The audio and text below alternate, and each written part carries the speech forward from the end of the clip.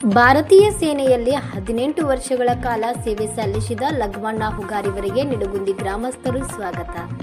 ಬೆಳಗಾವಿ ಜಿಲ್ಲೆಯ ರಾಯಬಾಗ್ ತಾಲೂಕಿನ ನಿಡಗುಂದಿ ಗ್ರಾಮದ ಹೆಮ್ಮೆಯ ಯೋಧ ಭಾರತೀಯ ಸೇನೆಯಲ್ಲಿ 18 ವರ್ಷಗಳ ಕಾಲ ಸೇವೆಯನ್ನು ಸಲ್ಲಿಸಿ ನಿವೃತ್ತರಾಗಿ ಸ್ವಗ್ರಾಮಕ್ಕೆ ಆಗಮಿಸಿದ ಲಘಮಣ್ಣ ಹುಗಾರಿವರಿಗೆ ನಿಡಗುಂದಿ ಗ್ರಾಮಸ್ಥರು ಅದ್ದೂರಿಯಾಗಿ ಸ್ವಾಗತಿಸಿಕೊಂಡರು.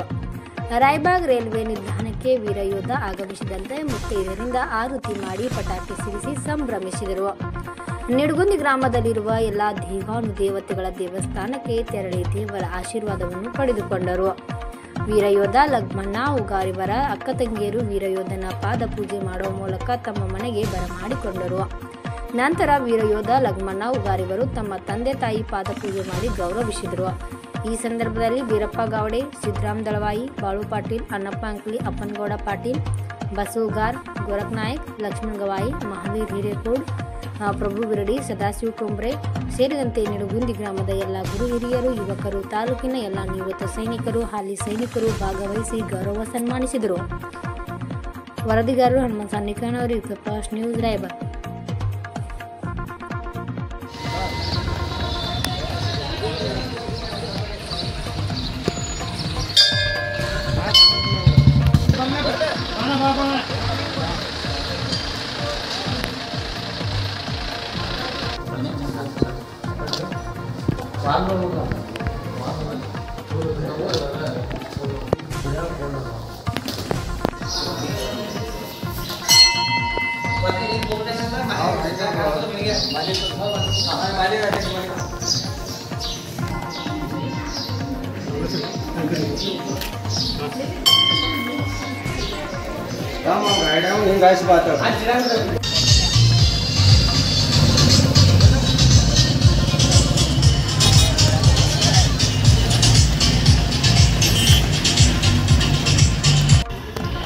ಇದು ಸರಿ ಆ ಕಡೆ ಮ್ಯಾಗ ಬರಲ್ಲ ಉಬ್ಬರ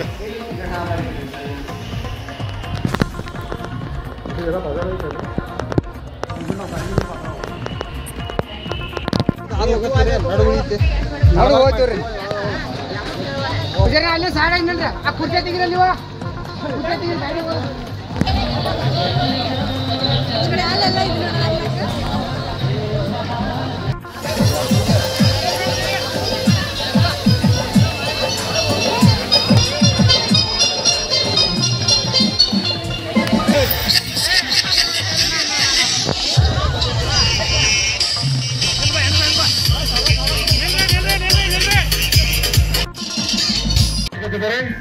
ಅವರಿಗೆ ಹೃದಯ ಸ್ಪರ್ಶಿಯಾಗಿ ಸ್ವಾಗತವನ್ನು ವಹಿಸ್ತಾ ಎಲ್ಲರೂ ಹೂಗುಚ್ಛವನ್ನ ಅವರ ಮೇಲೆ ಹೂವಿನ ಮಳೆಯನ್ನು ಸುರಿಸುತ್ತಾ ಅವರನ್ನ ಸ್ವಾಗತ ಮಾಡ್ಕೋಬೇಕಂತೇಳಿ ತಮ್ಮಲ್ಲಿ ಕೇಳ್ಕೊತಾ ಇದ್ದೀನಿ. ಅವರ ಸಹೋದರಿಯರು ಪಾದ ತೊಳೆದು ಅಂತಹ ಮಹಾನ್ ಯೋಧನ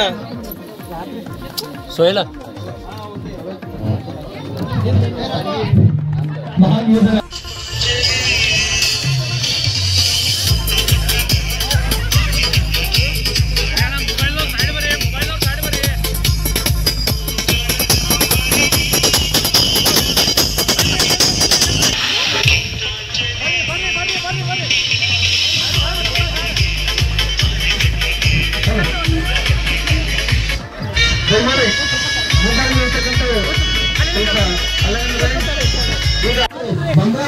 ಆಯುಧಗಳನ್ನೇ ಆತನಿಗೆ ಧಾರೆ ಎರೆದು ಒಂದು ವಿಶೇಷವಾಗಿರ್ತಕ್ಕಂಥ ನೆನಪಿನ ಕಾಣಿಕೆಯನ್ನು ನೀಡತಕ್ಕಂಥ ರಾಘವನ ಪೂಜಾರಿಗೂ ಅವರ ಧರ್ಮಪತ್ನಿಯರಿಗೂ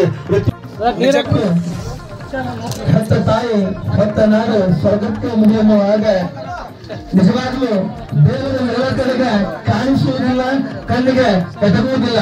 ಅಂತಹ ಇವರೇ ನಿಜವಾದ ದೇವರು. ಅವರಂತಹ ಮಹಾನ್ ದೇವರು ನಮ್ಮ ಜಗತ್ತಿನೊಳಗ ಮತ್ತೆಲ್ಲೂ ಸಿಗಲಾರರು. ಅಂತಹ ಮಹಾನ್ ತಂದೆ ತಾಯಿಗಳ ಒಂದು ಪಾದ ಪೂಜಾ ಕಾರ್ಯಕ್ರಮ ನಿಜಕ್ಕೂ ನಮ್ಮ ನಿಡಗುಂದಿಯವರು ಧನ್ಯ ಪುಣ್ಯ ಅಂತ ಕಾರ್ಯಕ್ರಮಕ್ಕೆ ನೆರವಾದ ಲಘಮಣ್ಣ ಹುಗಾರ ದಂಪತಿಗಳಿಗೆ ಸಂಪೂರ್ಣ ಧನ್ಯವಾದಗಳು. ವಿಶೇಷವಾಗಿ ನೋಡಿ, ನಿಜಕ್ಕೂ ತಂದೆ ತಾಯಿ ಅಂದ್ರೆ ನಮಗೆ ಧನ್ಯರು. ಅಂತಹ ಮಹಾತಾಯಿಯರ ಪಾದ ಪೂಜೆ ನಿಜಕ್ಕೂ ಅವರ ಮುಂದಿನ ಭವಿಷ್ಯಕ್ಕೆ ನಾಂದಿಯಾಗಲಿ. ಅವರ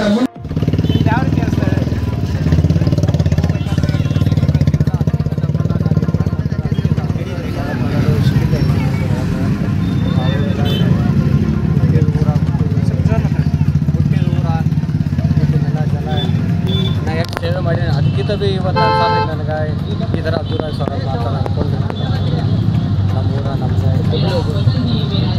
ಸರ್ ಈಗ ನೀವು 18 ವರ್ಷಗಳ ಕಾಲ ಭಾರತೀಯ ಸೇನೆಯಲ್ಲಿ ಸೇವೆ ಸಲ್ಲಿಸಿದ್ರಿ. ಇದರಲ್ಲಿ ನಿಮ್ಗೆ ಆದಂಥ ಕೆಲವೊಂದು ದುಃಖದ ಸಂಗತಿ ಎಲ್ಲಿ ಸಲ್ಲಿಸ್ಕೊಂಡಿದ್ರಿ?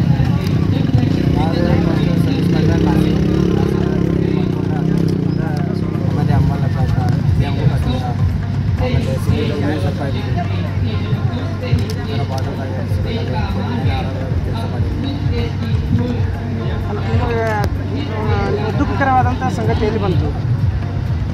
ದುಃಖದ ಸಂಗತಿ ಅಂತ ಏನು ಹೇಳ್ಕೊಳಂಗಿಲ್ಲ. ಹೇಳ್ಕೋದೇನೋ